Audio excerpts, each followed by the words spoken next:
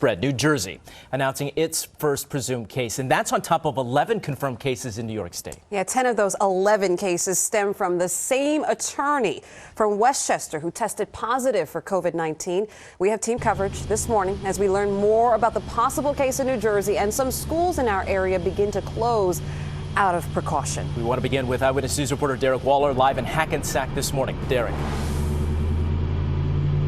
And Mike, Shirlene, right now there is an investigation underway to find out who else this new patient here in New Jersey has had contact with. We're talking about a man from Fort Lee. He's in his 30s, and he is now hospitalized here behind me at the Hackensack University Medical Center. And health officials say this man has some sort of connection to a 50-year-old New Rochelle man we've been telling you about, who was also hospitalized with the new coronavirus. Since then, that man's wife and 2 children have also tested positive, as well as their neighbor.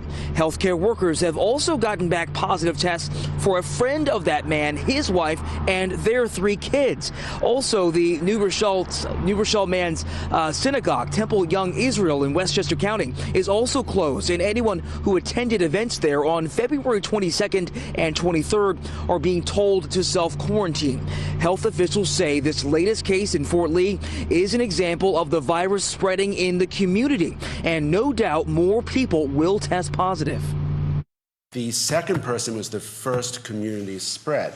So why would someone initially think that they could have a cold, they could have a fever, they could have the flu? So why would they think that suddenly they had coronavirus? Now that we realize it's in the community, people will look at it a little bit differently.